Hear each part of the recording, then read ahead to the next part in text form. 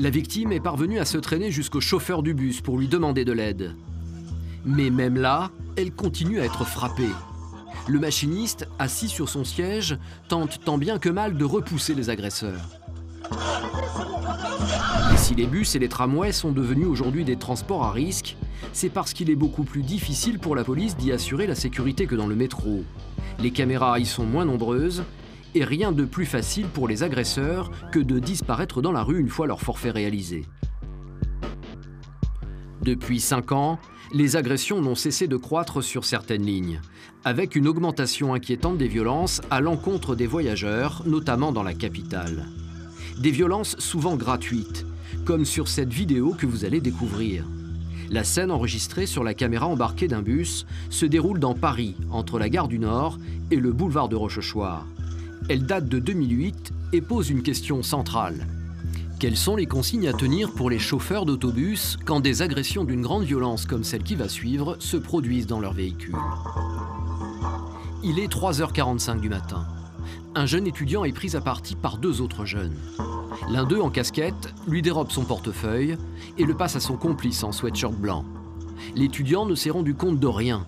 Lorsqu'il s'aperçoit qu'il a été volé, il se retourne vers son agresseur pour tenter de récupérer son bien. C'est à partir de ce moment que la scène dégénère. Pendant de longues minutes, l'étudiant va être lynché par ses agresseurs.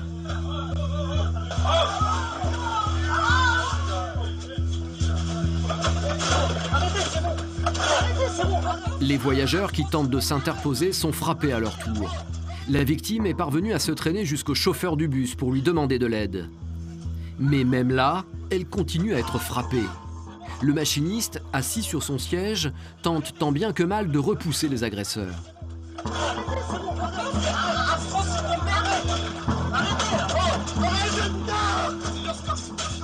Après quelques secondes, le groupe finit enfin par prendre la fuite. Face à la situation, le conducteur du bus clame son impuissance.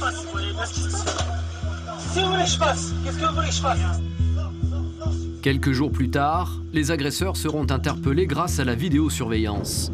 Mais dans cette affaire, le chauffeur du bus a-t-il eu un comportement irréprochable? N'aurait-il pas dû intervenir plus tôt pour porter secours à l'étudiant?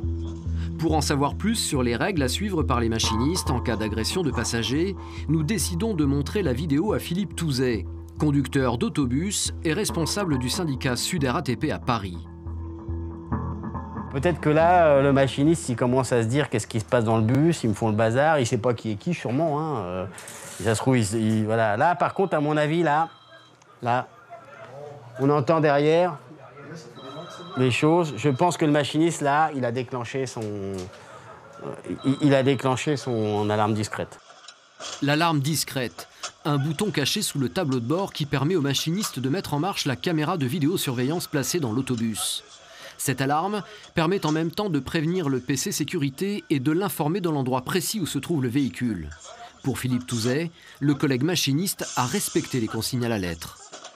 Ce qu'on lui demande de faire, c'est d'appeler les secours qui sont en liaison avec le PC sécurité, avec la police, le plus rapidement possible. Voilà. Nous, de ce qu'on voit aux images, il a fait son boulot.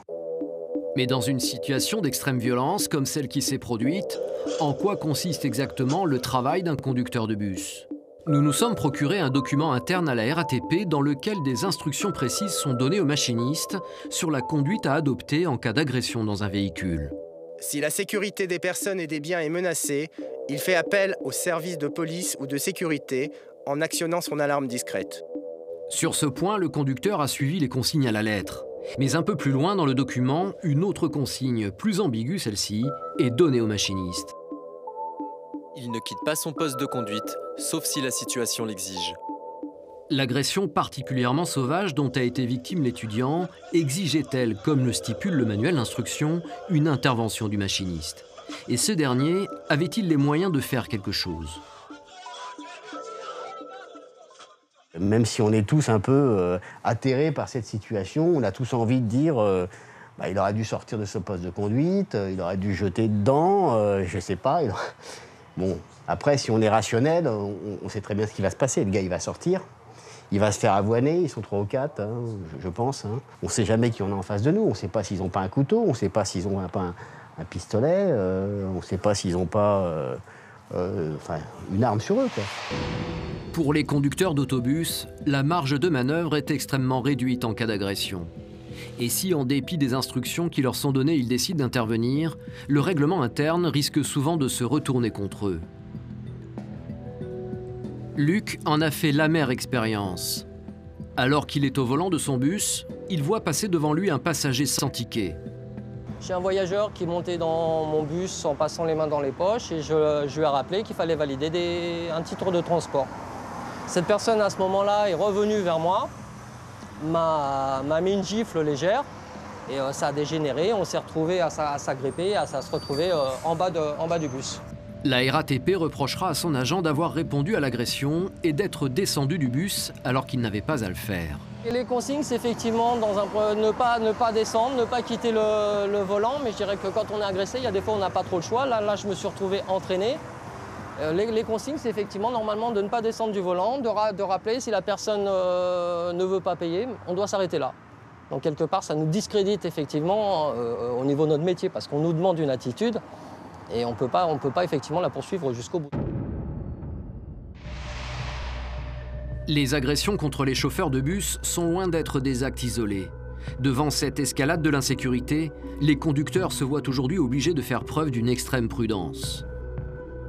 Bus caillassés ou incendiés, véhicules touchés par des tirs à balles réelles, machinistes agressés, certains secteurs sont devenus de véritables zones de non-droit, à tel point que les machinistes refusent désormais de les traverser.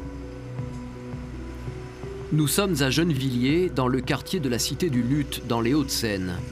Une succession de bars HLM, construites dans les années 70, est classée en zone de sécurité prioritaire. Nous décidons d'emprunter la ligne 235 qui traverse le cœur de la cité. Mais dans ce quartier, des agressions ont eu lieu à plusieurs reprises. Alors désormais, les machinistes prennent leurs précautions. Vous allez au Luth ?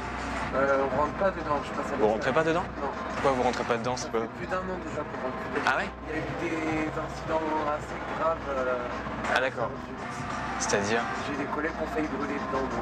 Ah oui, carrément. Ouais. Qu'on a failli brûler ? Ouais. Et c'est agression des passagers ? Agression du machiniste. D'accord. Et depuis, du coup, la ligne a été... C'est un petit peu normal. Bah ouais, je comprends. Et ça arrive souvent, ce genre d'agression ? C'est arrivé 2 fois en un an.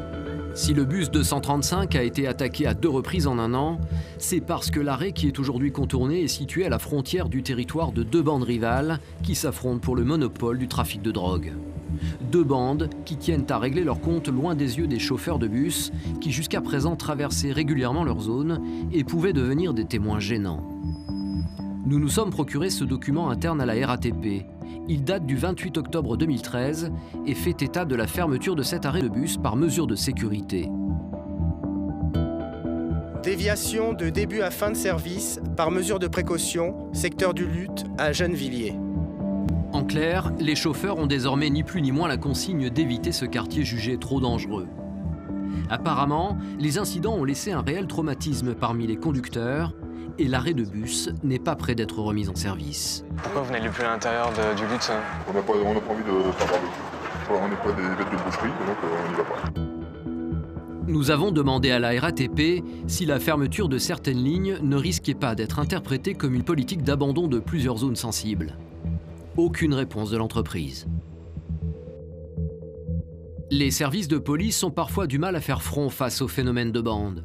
Des groupes d'adolescents à la dérive qui croient pouvoir agir en toute impunité, au point parfois de prendre en otage des wagons entiers de passagers. Comme ici, dans la banlieue de Marseille, en février 2013, où une trentaine de jeunes ont purement et simplement fait stopper un train avant de rançonner les voyageurs. Une affaire qui n'est pas un cas isolé.